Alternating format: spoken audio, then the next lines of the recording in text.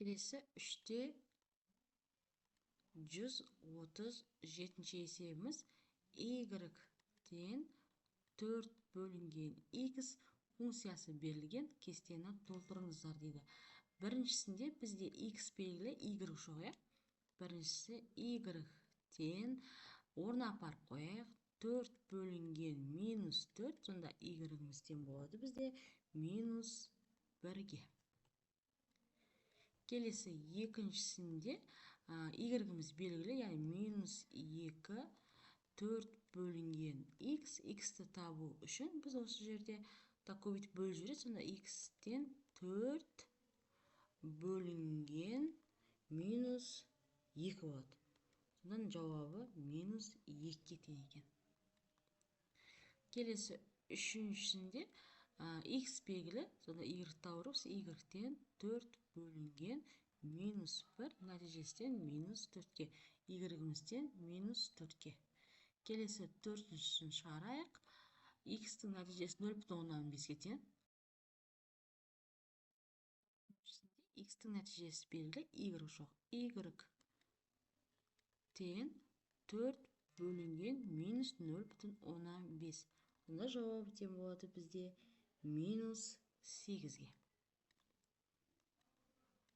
Келесі y-іміз белгілі бесіншісінде. Онда минус 16 тен 4 бөлінген x. X дегеніміз 4 бөлінген 16 болады. Сонда ол x-тің нәтижесі тең болады минус 0,25-ге. Минус 0,25-ге тең. Келесі алтыншысын шығарайық. X-тің нәтижесі белгілі, y тауырып, y-тен 4 бөлінген 0,25. 4-ті 0,25-ге бөлетін болсақ, 16-ға тең болады. Келесінде x белгісіз, яғни y-іміз белгілі екен. Y-іміз 8-ге тең. 8-тен 4 бөлінген x. X-тің нәтижесі 4-ті бөлеміз 8-ге. Ол сонда 0,15-ге тең болады. Келесінде y-іміз 4-ге тең. 8-ші 4-тен 4 бөлінген x тағы бөлетін жіберетін болса, x-тің нәтижесі тең болады бізде 1-ге. Келесі x-іміз тең 2-ге. 9. X-іміз 4-ге тең болады, y-іміздің нәтижесі, y-тің нәтижесі белгілі, 2-тен 4 бөлінген x, сонда нәтижесі тең болады 2-ге. 2-ге тең, одан кейінгісі бізде y белгілі, 10-шысында. Y-тен 4 бөлінген 4, нәтижесі тең болады екен 1-ге. Мен есебіміз аяқталады. Келесі 3-те 138 есебіміз формуласы берілген, y-тен 10 бөлінген x. Енді a нүктесі осы функцияның графигіне жатама дейді. A нүктесінің координатасын жазайық, 0,105 және минус 200 екен. Енді y деп отқанымыз минус 200, ал x деп отқанымыз минус 0,105. Орнына апарып қояйық. Сонда y-ті табу керек біз ғой. Сонда y-тен дейміз, y-ті дәлдеуіміз керек. 10 бөлінген минус 0,105 нәтижесі тең болады бізде минус 200-ге.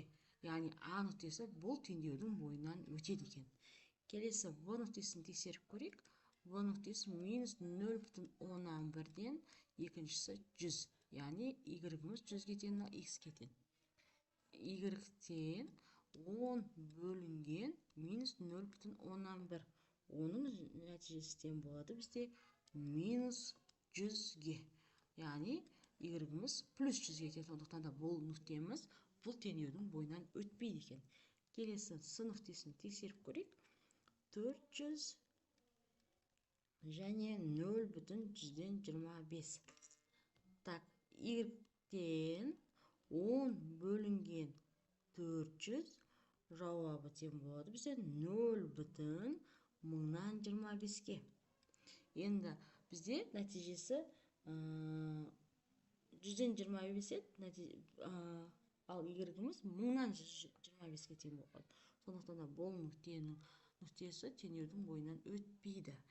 Яғни тиісті емес деп жазсаңыздар да болады. Келесі д нүктесін тексеріп көрейік. Ол бізде 500 және минус 0,102.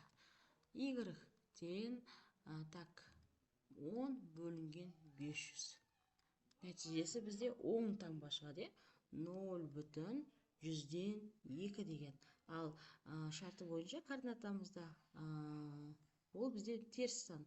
Сондықтан да бұл нүкте бұл теңеудің бойынан өтпейді.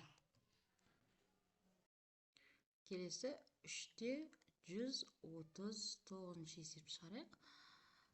Y-тен x-тан 2 функциясының графигін қолданып отырып, x-іміз минус 4-ке тең болғанда, y-іміз нешеге тең болды дейді. X-тің бойына минус 4 табылай, y-іміз сонда минус 0,5-ке тең болған. Минус 0,5-ке тең болған екен. Біріншісінде, екіншісінде x-іміз минус 2-ден 5, яғни 0,5-ке тең болғанда, y-іміз тең болды минус 4-ке. Сонда жазамыз x-тен минус 2-ден 1-ге тең болған кезде y-іміз тең болды бізде минус 4-ке деп. Келесі x-іміз 2-ке тең болған кезде 1, 2-іміз ғой, оң таңбая.